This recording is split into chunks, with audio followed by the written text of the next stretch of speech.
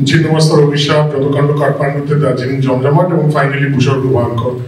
So এই চারটে ফেলুদা করে আমি আপাতত টাটা বাই বাই করে চললাম।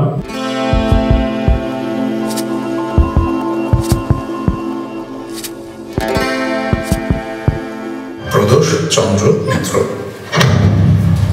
তা কিছু ঠিক করলেন? কোথায় যাবেন? পাহাড়ের মধ্যেই ভাবছি। হয়ে যাক তাহলে মিশন কাশ্মীর।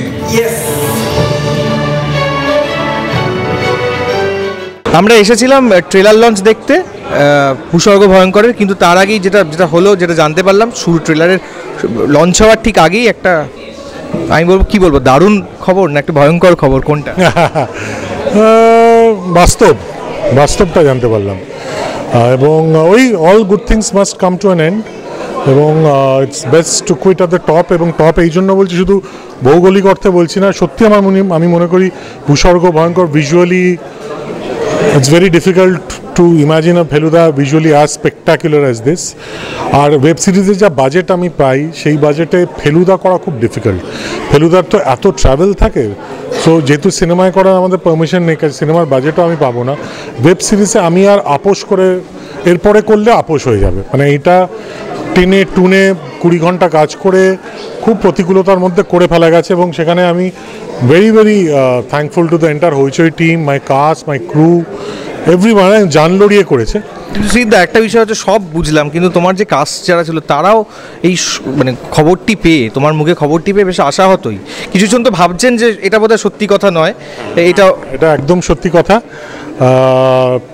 এবং সত্যি কথা এবং ডিফিকাল্ট ডিসিশন ক্যাপ্টেনকেই নিতে হয়, এবং ক্যাপ্টেন অনেক ভেবেচিন্তে। ইনফ্যাক্ট আমি যখন ছবিটা বানাচ্ছিলাম, দেখো মুখ দিয়ে না ছবিই বেরিয়ে আসে, সিরিজ আর বেরোয় না, but in comes to Feluda মুখ দিয়ে সবসময়। যাই হোক, যখন বানাচ্ছিলাম তখনই একটা kind of A tribute montage আমি করেছিলাম।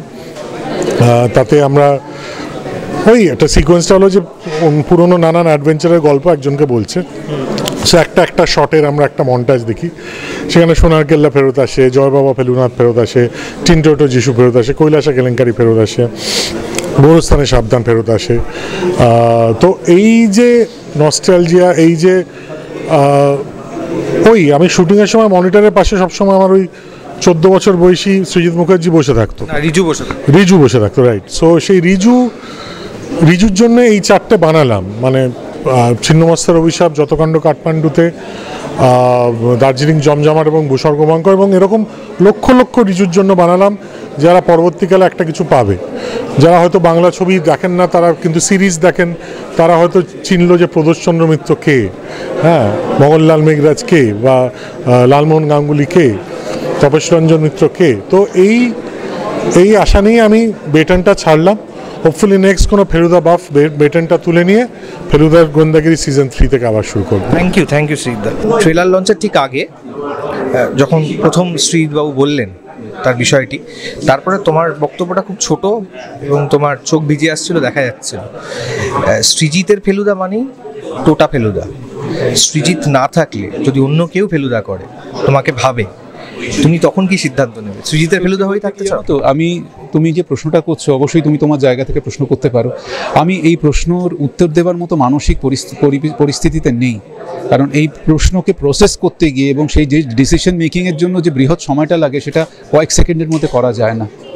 সৃজিত ছাড়া এই মুহূর্তে আমি ফেলুদা ভাবতে পারছি না। অবশ্যই আমি চেষ্টা করবো যেন আরও কয়েকটা সিজন করুক, এইটুকুনি এখন বলতে পারি। আজকে যে খবরটা হলো, এখানে লালমোহন গাঙ্গুলি সত্যি জানতে পারতো যে আর কোনোদিন ফেলুদা হবে না, লালমোহন গাঙ্গুলির কি হতো? আমি কোনো চরিত্রের হয়ে তার তরফে বলতে পারি না। আমি ওই চরিত্রে অভিনয় করেছি 4 বার, সুতরাং আজকে যখন এটা শুনতে পেলাম, আমিও জানতাম না এটা, যে এরকম একটা ডিসিশন ও নিয়েছে। শুটিংয়ের সময় কখনো একটু ক্যাজুয়ালি বলেছিল, কিন্তু সেটা এতটা সিরিয়াস এটা জানতাম না। তো আলটিমেটলি ডিরেক্টরের ডিসিশন, কিন্তু আমি মনে মনে চাইবো যে আবার হোক, সৃজিত ডিরেক্ট করুক, এবং যদি ডিরেক্ট করে তাহলে সেই গল্পে যদি লালমোহন বাবু থাকে, তাহলে যাতে ও আমাকে ডাকে, এটুকুই আশা করব। বাকি অন্য কিছু নিয়ে আমার কারণ এই ডিসিশনগুলো যেহেতু অভিনেতারা নেন না, সুতরাং সেটা নিয়ে আমার কোনো মন্তব্য করার চলে না। শেষ আরেকটা ছোট্ট প্রশ্ন, সেটা হচ্ছে যে বারবার ঋদ্ধিও বললেন যে এমন কিছু ঘটেছে যে মানে মনে হয় যে এই কথাগুলো সত্যি ভূস্বর্গ সত্যি ভয়ঙ্কর। হ্যাঁ, এটা যদি একটা ছোট্ট না এক্সপেরিয়েন্স। দেখো, গল্পে তো যেরকমভাবে যে কারণে ভয়ঙ্কর বলা আছে সেটা দেখতেই পাবে। ও যেটা বলতে চাইছিল সেটা হচ্ছে শুটিং চলাকালীন অভিজ্ঞতা, সেইগুলো তো দেখতে পাওয়া যায় না। আমাদের তো এমনিতেই খুব একটা হেক্টিক শিডিউলে কাজ করতে হয়, এবং ধরো আমরা যে সময় কাজ করেছি, আমরা প্রথমে গিয়ে পৌঁছালাম সোনমার্গে তখন পুরো সাদা সমস্ত ঢাকা, এবং আমি আর টোটা একই সাথে গিয়ে পৌঁছালাম, তখন টেম্পারেচার -16। এবার আমরা তো একেবারেই তাতে অভ্যস্ত না। পরের দিন সকালবেলা যেদিন শুটিংয়ের জন্য উঠলাম ভোর 5টা, মেকআপের জন্য তখন -21 মোবাইলে দেখাচ্ছে। তো এই রকম একটা অবস্থার মধ্যে আমাদের পক্ষে বাইরে গিয়ে, পুরোটাই তো আউটডোর শুটিং, সেইটা করা, তারপরে হচ্ছে ওই রকম ঠান্ডা, তার মধ্যে বৃষ্টি শুরু হলো, ভিজে গেল সেট। হ্যাঁ, ওই ভিজে তোষক ফোষক ওইসব গায়ে দিয়ে আমাদের শ্যুট করতে হয়েছে। এই সমস্তগুলো ভাঙতে চাই না লোকজন, মানে দর্শকরা দেখবার সময় এগুলো তাদের জানার কথা না, কিন্তু যাই হোক খুব এক্সট্রিম কন্ডিশনের মধ্যে আমাদের শ্যুট করতে হয়েছে ওয়েদারের কারণে। তারপর ধরো যেরকম জায়গা দিয়ে আমাদের যেতে হয়েছে, যেখানে ধরো পেঁজা বরফ থাকে একরকম, কিন্তু যেখানে বরফ স্লিপারি হয়ে গেছে, সেগুলো দিয়ে আমাদের যাতায়াত করার অভ্যাস নেই। তো সেইগুলো যে করতে পারা সেটা খুবই কষ্টকর একজন অভিনেতার জন্য। তো সেইগুলো আমাদের মধ্যে দিয়ে মানে আমাদের যেতে হয়েছে, বাট নো কমপ্লেন্স। আলটিমেটলি দেখতে যদি ভালো লাগে জিনিসটা, সেটার জন্যই তো করা। আচ্ছা ছোট্ট একটা শেষ প্রশ্ন, তারপর সবাইকে ছেড়ে দেবো। সেটা হচ্ছে সৃজিত মুখার্জি, লালমোহন গাঙ্গুলি, অনির্বাণ। সৃজিত মুখার্জি না থাকলে লালমোহন গাঙ্গুলি কি অনির্বাণ হবে কোনো পরিচালকের? দেখো, এখন এইগুলো নিয়ে আমি বারবারই এখানে দাঁড়িয়েও আমি বলছিলাম যে আমি এটা নিয়ে এখনই ভাবতে চাই না একদমই। এটা শুনেছি, কিন্তু আমি যেহেতু তোমাকেও বললাম একটু আগে যে মনে মনে আমার আশা আছে যে আবার হবে, সৃজিতই করবে। এবার সেই আশা তো সব আশা পূরণ হয় না, কিন্তু আশা করতে কি আছে। হ্যাঁ, নিশ্চয়ই।